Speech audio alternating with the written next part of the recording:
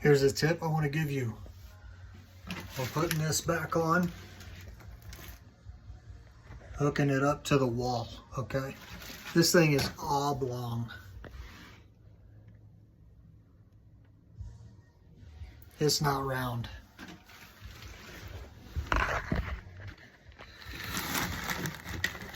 You gotta squeeze these right here.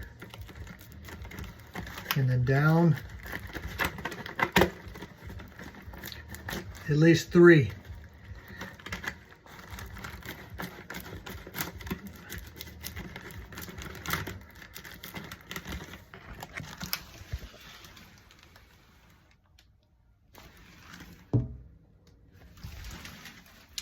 Another trick. Pull all these up all the way around. Bend it out. Slide that on there. Twist it slowly.